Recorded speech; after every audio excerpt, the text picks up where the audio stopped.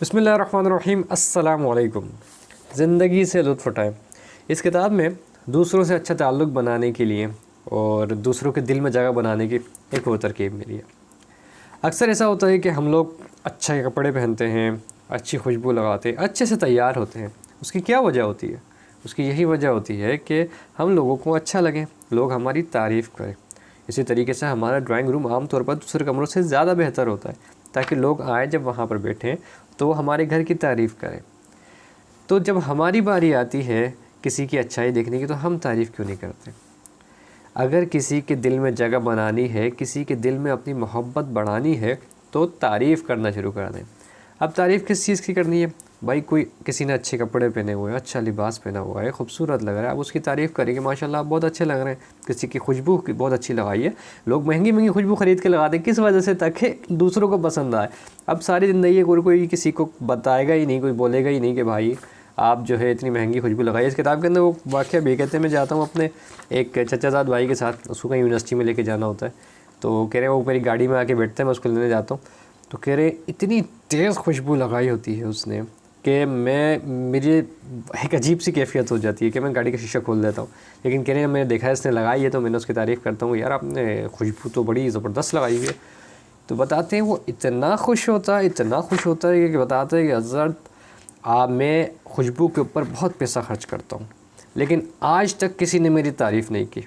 اور واللہ یہ جو ہے میں نے بڑی مہنگی اور بڑی اچھی جگہ سے خوشبو، اور وہ بار بار جو ہے نا خوشبو سون کے دیکھتا ہے کہ واہ کیا جو ہے واقعی میں بڑی اچھی خوشبو لگ رہی ہے، انہوں نے میری تعریف کی ہے۔ تو وہ کہتے ہیں کہ اب دیکھو میں نے بظاہر مجھے کوئی اس نے خوشبو تو لگائی نہیں، میرے لیے ہی لگائی ہوگی، میں نے اس کی تعریف کی تو وہ کہتے ہیں آج تک وہ بات یاد رکھتا ہے۔ اسی طریقے سے آپ کسی کے بیہیویئر کی تعریف کر سکتے ہیں، کسی کے اندر کمیونیکیشن اسکلز بڑے اچھے ہیں، کسی کا لوگوں سے معاملات بہت اچھے ہیں، کسی کے اندر کوئی نیک عادت ہے تو آپ ان کی تعریف کرنا شروع کر دیں۔ اسی طریقے سے آپ اپنی بہن کے گھر پہ جاتے ہیں، آپ دیکھتے ہیں وہ اپنے گھر کے کاموں میں مصروف ہے، اپنے بچوں کو سنبھال لیں، آپ اس کی تعریف کریں، ماشاءاللہ آپ بچوں کو اتنے اچھے سنبھالتی ہیں۔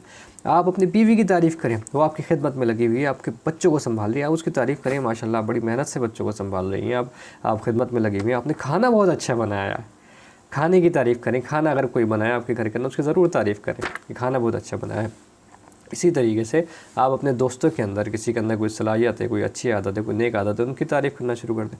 اپنے بچوں کی ضرور تعریف کریں۔ آپ کے بچے چاہے وہ اکیڈمک میں ایجوکیشن کے اندر اپنے یا پھر کسی بھی فیلڈ کے اندر کوئی اچھے مارکس لاتے ہیں یا کوئی ترقی کرتے ہیں یا کوئی نیکی کا کام کرتے ہیں، خصوصاً کسی کا خیال رکھتے ہیں، ایک دوسرے کی فکر کرتے ہیں، ان کی تعریف کریں کہ ماشاءاللہ دیکھو آپ بیٹا آپ کے اندر کتنی اچھی عادت ہے، یہ عادت تو مجھے بڑی پسند ہے کہ آپ اس طرح سے خیال رکھتے ہو، اپنے آپ بھائیوں کا خیال رکھتے ہو، اپنی بہنوں کا خیال رکھتے ہو۔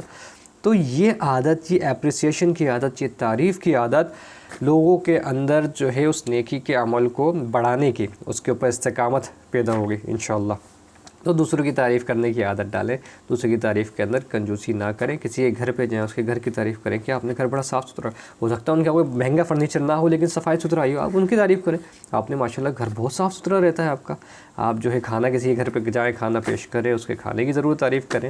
تو یہ بظاہر چھوٹی سی عادت ہے، بظاہر ایک آسان سا عمل ہے لیکن اس کا امپیکٹ بہت بڑا ہے۔ آپ تعریف کرنا شروع کریں گے، آپ لوگوں کے دل میں جگہ بناتے رہیں گے۔